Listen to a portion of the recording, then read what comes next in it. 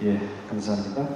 오늘 본문 말씀은 민수기 35장 31절과 마가복음 7장 21절에서 23절 말씀이 되겠습니다. 예, 제가 봉독하겠습니다. 31절 말씀.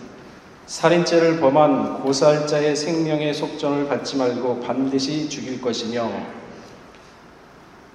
7장 21절입니다. 속에서 그 사람의 마음에서 나오는 것은 악한 생각, 곧 음란과 도적질과 살인과 간음과 탐욕과 악독과 속임과 음탕과 흘기는 논과 회방과 교만과 강패니 이 모든 악한 것이 다 속에서 나와서 사람을 더럽게 하느니라. 이는 하나님의 말씀이니라. 아멘. 예, 오늘 제목이요, 함무라비 법과 십계명 그리고 점점점입니다. 예배전 준비 찬양 참 어느 기관이 굉장히 잘하던데요. 어느 요셉인가요? 너무나 잘했습니다. 자, 우리가 최초의 성문법 하면은 뭘로 알고 있습니까? 함무라비 법전으로 알고 있죠. 그러나 1950년에 그 이라크 니프루 지방에서 우르남무 법전이라는 것이 발견됐습니다. 이것은 함무라비 법전보다 300년 전에 앞선 것으로 밝혀짐에 따라서 최초의 성문법의 위치를 차지했습니다. 이 함무라비 법은요, 고대 바빌로니아 제1왕조 제6대 왕 함무라비 왕이, 그러니까 주전 1750년에 제정한 성문법입니다. 높이 2.25m 돌기둥에 새겨진 계시법으로서 282조 규정이 새겨져 있다고 합니다. 1901년 말 프랑스 탐험대가 페르시아의 옛 도시 수사, 성경에도 나오죠, 수사 지역에서 발견했는데 현재는 루브르 박물관, 프랑스죠, 소장되어 있으며 이스탄불 고고학 박물관에는 그 카피본이 전시되어 있다고 합니다. 이 함무라비 법전이 유명한 이유는 성문법이라는 사실 외에도 이에는 이, 눈에는 눈 많이 들어봤을 겁니다. 이게 바로 동해보복법이라고 합니다. 그러니까 동일한 상해나 배상의 원칙을 적용한 일종의 처벌법입니다. 그 개념이 있기 때문에 이게 유명해진 거죠. 그 내용을 잠시 살펴보게 되면요, 어떤 사람이 다른 사람의 눈을 멀게 했다면 그 사람의 눈알을 뺄 것이요, 그가 다른 사람의 이빨을 부러뜨렸다면 그의 이빨도 부러뜨릴 것이요, 다른 사람의 뼈를 부러뜨렸다면 그의 뼈도 부러뜨릴 것이다 라는 조항이 있는 것입니다. 똑같이 동해, 상해를 입은 그대로 보복하는 것. 의사가 환자를 수술하다가 환자가 죽게 되었다면 이 법에는요, 그 의사의 손을 자르게끔 되어 있습니다. 건축가가 집을 지었는데 그 집이 무너져서 주인이 죽임을 당했다 그러면 그 건축가는 사형에 처해지도록 되어 있습니다. 만약 집이 무너졌는데 그 집에 일가족이 죽었을 경우에는 그 건물을 지었던 건축가의 가족 중에 동급에 있는 사람을 똑같이 죽여야 한다라는 법이 바로 동해보복법입니다. 요즘 LH 순살아파트 큰일 날 뻔했습니다. 근데 아까도 말씀드렸듯이 우르남무법전을 보아도요, 그 동해보복법의 개념이 그대로 나타나고 있습니다. 사람이 살인을 저지르면 그 자를 죽일 것이요, 사람이 절도를 저지르면 그 자를 역시 죽일 것이요, 그렇게 기록이 되어 있습니다. 이처럼 동해보복법은 강한 처벌로 악이라는 자체가 그 공동체에 영향력을 미치지 못하게 하는 그러한 개념이 내포되어 있는 법인 것입니다. 오늘 성경 본문 말씀에 보면은 남의 생명을 살인한 자는 속절을 하지 말고 반드시 죽일 것이요 그랬습니다. 그러니까 돈을 아무리 준다고 하더라도 죄를 갖다가 속해주지 말라. 반드시 죽여라. 그런 뜻이거든요. 신명기 19장 21절에도 동해 보복법의 내용이 그대로 기록되어 있는 것을 발견할 수가 있습니다. 내 눈이 국률이 보지 말라. 생명은 생명으로, 눈은 눈으로, 이는 이로, 손은 손으로, 발은 발론이라. 똑같죠. 우리나라 최초의 나라 고조선이죠. 고조선에도 그 엄격한 사회 질서를 유지하기 위해서 팔조법이라는 게 있었어요. 그 법문을 보게 되면은 실수로 사람을 죽인 자는 사형에 처한다 이렇게 되어 있습니다. 역시 동해보복법의 개념이 고조선법에도 나타나는 것을 볼 수 있습니다. 우루남무법이나 함무라비법, 팔주법 그리고 율법을 보게 되면 고대 생명 존중 사상이 얼마나 강했다는 것을 엿볼 수가 있는 대목이기도 합니다. 근데 반대로 우리가 이렇게 생각해 볼 수도 있죠. 아니, 원수를 사랑하는 것이 기본 원리인데 그 반대되는 어떻게 당했다고 그대로 보복을 한단 말인가? 이렇게 질문을 할 수도 있을 겁니다. 레위기 19장 18절에도 그 말씀이 있습니다. 맞습니다. 원수를 갚지 말고 동포를 원망하지 말고요. 이웃 사랑하기를 내 몸과 같이 하라. 나는 여호와니라. 사람이 아니라 하나님이 말씀하셨다. 그런 뜻이거든요. 이처럼 동해의 보복법에는요. 뚜렷한 양면성을 가지고 있습니다. 사랑과 화평의 법, 용서와 인내를 대전제로 하고 있지만 그러나 죄에 대해서는 절대로 용서해서는 안 된다라는 단호함이 내포되어 있는 것입니다. 그래서 동해보복법의 기본 원리는 인간 존중 사상이라는 겁니다. 인권. 요즘 얘기 많이 하죠? 인권. 사전적 의미가 무엇인가 찾아봤더니만 사람이 개인 또는 나라의 구성원으로서 마땅히 누리고 행하는 기본적인 자유와 권리 이렇게 되어 있습니다. 그러니까 우리 인류가 두 번의 세계대전을 겪으면서 수많은 사람들이 희생되자 인권을 보호해야 한다는 생각이 전 세계적으로 확산되기 시작을 했죠. 그러자 1948년 2차 대전이 끝난 후에 유엔에서 세계 인권 선언을 선포하면서 인권이 이후로 보편적인 권리로 채택이 되었습니다. 우리가 한 가지 알아야 할 것은 인권은 반드시 존중되어야 하지만 인권의 그늘 아래 숨으려는 악인은 절대로 용서해서는 안 된다는 것입니다. 이게 바로 동해보복법이고 율법의 기본 사상이죠. 법의 정의는 반드시 수호해야 하지만 악인이 그 법을 이용하여 숨으려는 행위는 간과해서는 안 된다. 절대 용서해서는 안 된다. 이게 성경의 사상이고 율법입니다.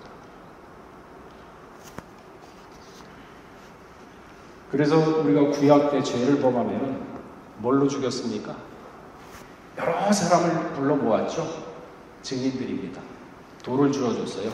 돌로 죽였어요. 여러 사람. 그러면서 그거를 보고 죄악을 갖다가 뿌리 뽑으려는 의도가 있었던 거죠.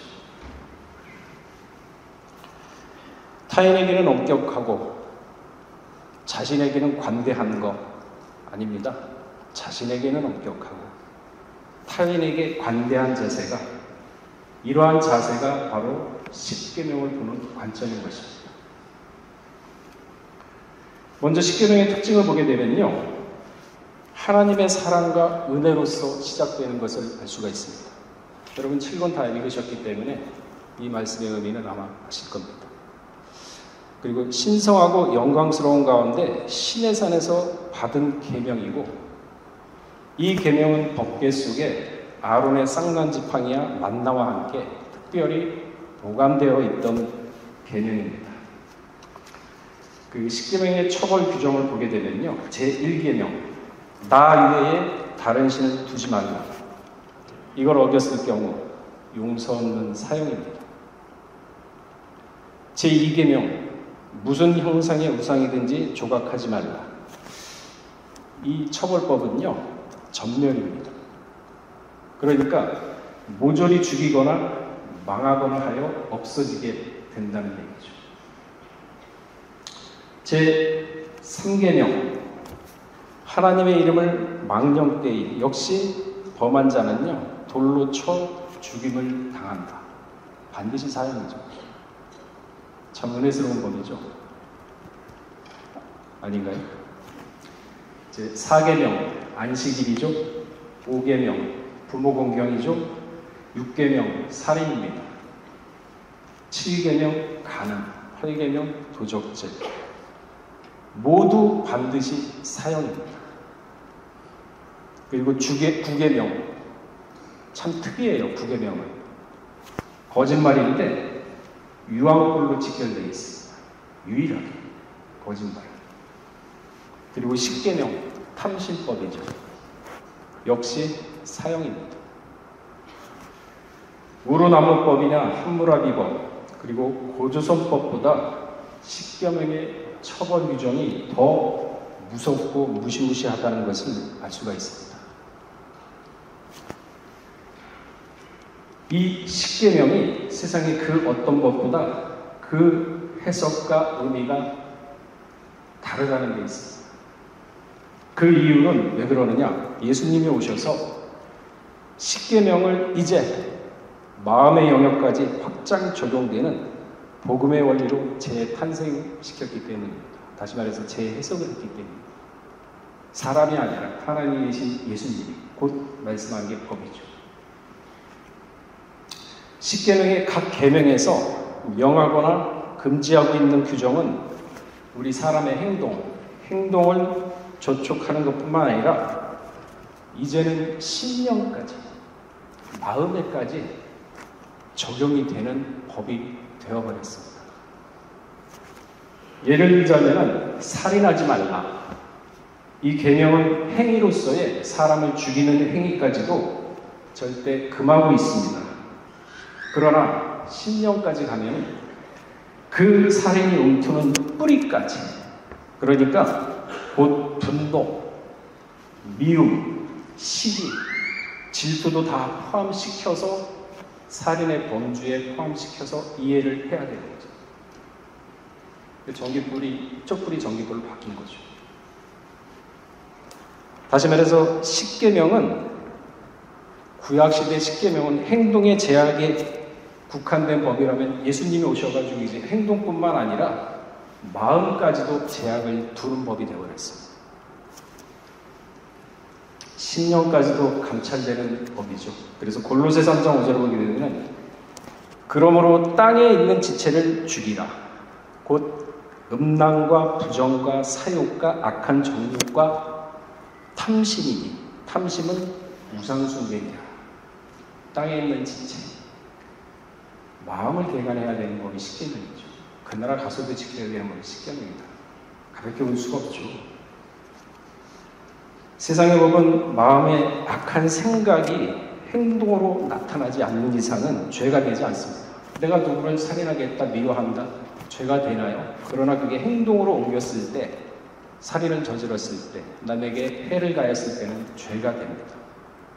그러나 10계명은 그 마음 자체에 먹은 것만으로도 악한 생각까지도 하나님은 그건 살인죄다 라고 지금 규정을 하고 있는 것이죠. 그래서 요한일서 3장 15절을 보게 되면 그 형제를 미워하는 자마다 살인하는 자니 살인하는 자는 날마다 영생이 그 속에 거하지 아니하는 것을 너희가 아는가. 분노, 시기, 질투, 미움, 살인죄려 영생에서 멀어진답니다. 남을 미워하는 자 사형에 해당된다 그랬죠. 우리가 사형수가 앉아있는 건 아니죠. 저를 포함해서. 아니군요. 그러니까 10계명을 통하여 아담을 타락하게 만든 죄악의 원리를 우리는 파악해야 하는 겁니다. 10계명에서 금지하는 모든 죄악의 근원은 단 한 가지로 연결되어 있습니다. 야고보 2장 10절에 보게 되면 그 말씀이 나오죠. 디모데전서 6장 10절을 우리가 한번 찾아보겠습니다. 야고보 2장 10절 먼저 찾아볼까요?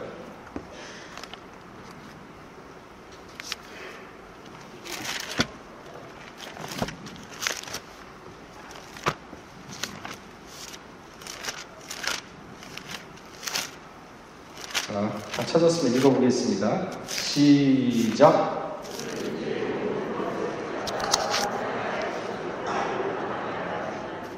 네, 보세요.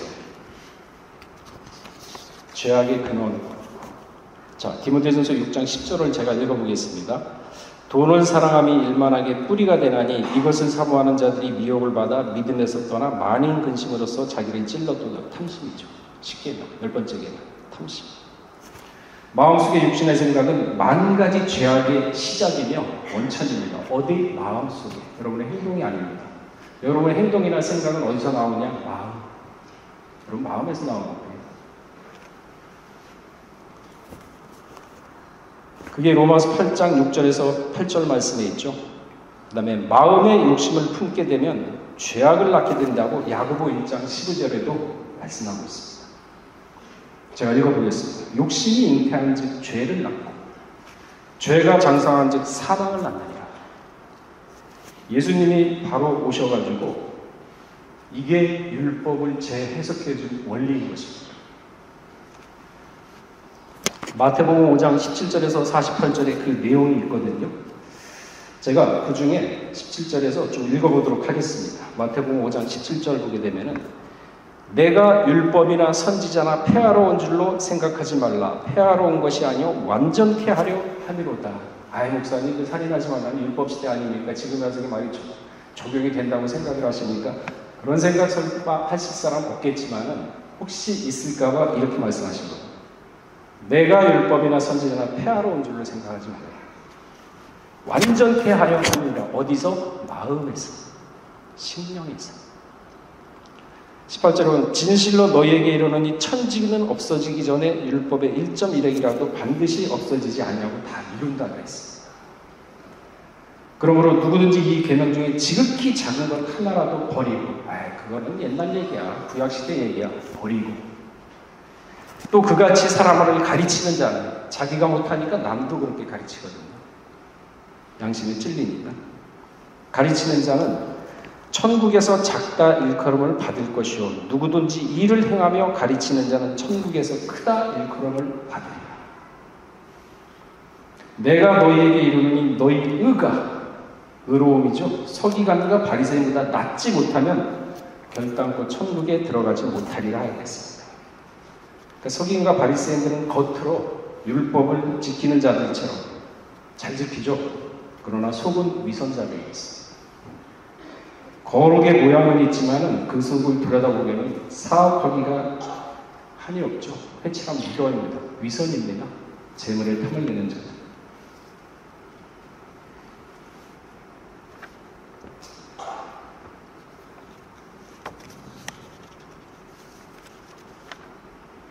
자, 보시게 되면요. 히브리 4장 12절을 제가 한번 읽어보겠습니다. 하나님의 말씀은 살아있고 운동력이 있어 좌우의 날성 검보다도 예리하여 홍과 영과 및 관절과 골수를 찔러 쪼개기까지 하며 마음의 생각과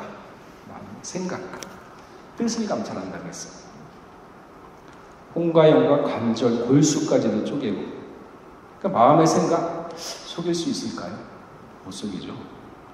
속일 수 있다고 생각하는 사람은 스스로 자기 자신을 속이는 아주 무서운 죄를 범하는 것이죠. 그렇다면 어떻게 하면 십계명을 지킬 수 있겠습니까? 구속사 시리즈 7권 217페이지에 보시면요. 그러니까 2013년 3월 17일 날 2판 3세본입니다. 제 책은. 거기에 보시면 그 해답이 나와 있습니다. 십계명의 첫 네 말씀은 하나님을 사랑하라입니다. 사랑이죠. 그리고 나머지 6 말씀은 내 이웃을 사랑하라입니다. 사랑이죠. 이웃을 향한 모든 시기, 질투, 미움, 욕심으로부터 솔직히 자기 마음을 지킨다는 것은 사실 불가능합니다. 그렇잖아요. 우리 다 사형수레니까요. 저도. 그래서 십계명은요, 사랑이 없으면 지킬 수가 없다는 거예요. 또한 사랑으로만이 십계명에 대해서 완전한 해석이 가능한 것입니다. 책에 나와 있는 내용 그대로 적었습니다. 그러니까 인간이 지구상에서 지은 모든 죄는 한결같이 뭐의 일환이 되느냐? 사랑의 일환이 됩니다. 여러분, 성경에는 다 원리 원칙이 있어요. 하나님을 사랑하는 자, 결단코 다른 신을 섬기거나 우상을 만들거나 하나님의 이름을 망령되이 일컫지 않습니다. 이웃을 사랑하는 자, 죽이거나 훔치거나 거짓으로 속이거나 비난하지 않으며 이웃의 소유를 탐하지 않습니다. 이웃을 사랑하면 결코 악을 행치 않습니다. 하나님을 사랑해도 마찬가지죠. 그 말씀이 로마서 13장 10절에 있습니다. 사랑은 이웃에게 악을 행치 아니하나니 그러므로 사랑은 율법의 완성이니라 그랬습니다. 고린도전서 13장 4절에서 5절 잘 아는 거죠. 사랑은 오래 참고 사랑은 온유하며 투기하는 자가 되지 아니하며 사랑은 자랑치 아니하며 교만치 아니하며 무례히 행치 아니하며 자기의 유익을 구치 아니하며 성내지 아니하며 악한 것을 생각지 아니하며 다 사랑이 결여되기 때문에 죄를 짓는 거죠. 그래서 하나님을 사랑하는 것과 이웃을 사랑하는 것이 율법을 지킬 수 있는 근본적인 힘이 되는 거죠. 사랑. 여러분, 루시퍼가 무슨 천사죠? 사랑의 천사예요. 연관지서 생각해 보시면 왜 성경에서 그렇게 사랑을 강조하는지 영적 지혜를 깨달을 수가 있을 거예요. 지금도 이 세상에 사랑이 갈급하잖아요. 사랑의 허도국이 있잖아요. 아가페 사랑뿐만 아니라 에로스 사랑까지. 왜 그렇게 했습니까? 십계명의 매 계명, 모든 계명마다 그 계명에 대한 세부 율법 속에는 사실 전 인류를 살리고도 남음이 있는 하나님의 사랑과 일심이 가득한 것입니다. 이걸 발견해야 되는 거죠. 이사야 9장 7절에 보게 되면 그 정서와 평강의 더함이 무궁하며 또 다윗 위에 앉아서 그 나라를 굳게 세우고 자금이요 영원토록 공평과 정의로 그것을 보존하실 것이라 만군의 여호와의 열심히 지금까지도 일하고 계세요. 열심히 일을 이루시리라. 에스겔 39장 25절에도 그 말씀이 있습니다. 그러므로 나 주 여호와가 말하노라. 내가 이제 내 거룩한 이름을 위하여 열심을 내어. 사실 하나님이 인류 역사를 구원하는 하나님의 이름을 위해서입니다. 야곱의 사로잡힌 자를 돌아오게 하며 이스라엘 온 족속에게 긍휼을 베풀리라. 십자가 한마디로 뭡니까? 사랑이죠. 죄인을 사랑했기 때문에 목숨을 바친 거죠. 그 예수님이 뭐라고 했어요? 너희 자신의 십자가를 지고 쫓아오라. 자, 말씀을 정리하겠습니다. 조선 후기 문신 이양연이라는 사람이 있습니다. 이 사람이 지은 시가 있어요. 야설, 그러니까 들판 야자에다가 눈설자, 눈 덮인 들판입니다. 거기를 보게 되면은 답설, 야, 중거, 답설, 눈 덮인 들판에 중거, 들판을 걸어갈 때 불수 코란에 발걸음을 함부로 어지럽히지 말라. 금이라 행적, 오늘 내가 걸어간 발자국은 수작 후 인정, 반드시 뒷사람의 이정표가 됩니다. 여러분, 눈밭에 여러분 간 발걸음 누가 걸어가면 그 발걸음 쫓아가지 않습니까? 그 첫 발걸음이 잘못 들어가고 있어요. 뒤에 있는 사람은 잘못 갑니다. 그러니까 자신의 발걸음이 지나온 행로를 살펴보면서 누가 보지 않아도 똑바로 걷자. 혹시라도 나의 잘못된 발걸음 뒤에 누가 쫓아온다면은 내 발걸음이 잘못됐다면 그 사람은 잘못된 길로 내가 인도한 꼴이 된다. 누가 뭐라고 하지 않아도 십계명 중심으로, 말씀 중심으로 올바르게 살자. 내 인생이 다른 인생의 거울이 될 수 있다 라는 의미를 담고 있는 겁니다. 십계명은 우리 각자의 발걸음을 올바로 인도하는 등불인 것입니다. 여러분들이 이 세상에 대해서 빛과 소금 되게 많이 들었죠?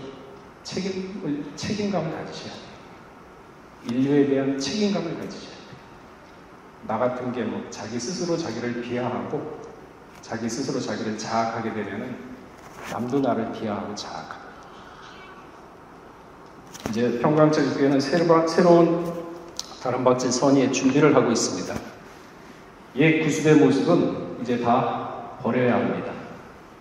깨끗하고 정직하고 위선이 없는 그러한 공동체를 만들어 나가야 하는 것이 우리 구역자들과 동등하게 여러분 성도들의 사명이라는 것을 잊어서는 안 되겠습니다. 인간의 탐욕에 얼룩진 어제의 시간은 이제 깨끗한 물로 청소를 하고 다시는 전철을 밟는 오류를 범해서는 안 되겠습니다. 구습을 버려야 합니다. 투명해야 합니다. 과거의 답습은 다시 구습으로 돌아가는 행로일 뿐입니다. 지금부터 교회에 더 이상 돈에 대한 탐욕을 그 누구도 용서해서는 안 됩니다. 추악한 탐심, 돈 때문에 지금의 평강이 수치를 당하고 있다는 것을 절대 잊어서는 안 됩니다. 그러한 자들이 이미 밖으로 나간 자들이잖아요. 더 이상 그러한 자들이 있으면 안 됩니다. 답서라 증거, 오늘 우리의 발걸음이 후대에 있어서 올바른 이정표를 만들어줄 사명이 바로 우리에게 있음을 잊어서는 안 되겠습니다. 같이 기도하시겠습니다. 사랑이 많으신 하나님 아버지, 십계명은 옛날의 과거의 법이 아니라 이제 우리가 새롭게 나아가고 천국에 가서도 지켜야 될 법이라는 것을 다시 한번 상고해 보았습니다. 아버지 하나님, 이 십계명을 통해서 다시 한번 저희가 거듭나고 다시 한번 새 사람으로 발돋움함으로 말미암아 우리 평강제일교회가 깨끗해지고 평강제일교회가 전 세계에 울뚝 서는 그러한 교회가 될 수 있도록 은혜를 더하여 주시옵소서. 오늘 나머지 찬양 기도에도 하나님 손에 의탁합니다. 아버지 함께해 주시옵고 또한 주신 말씀에 감사해서 헌물을 바치는 손길이 있습니다. 아버지 하나님, 그 마음을 받아주시옵고 그 손에 만사 영통의 축복을 허락하시사 반드시 좋은 결과 선한 결과를 맺고 따먹는 우리 평강의 성도들 모두가 될 수 있도록 은혜를 더하여 주시옵소서. 우리 말씀 들고 나올 때 존귀하신 예수 그리스도 받도록 감사하며 부돌려 싸움나이다.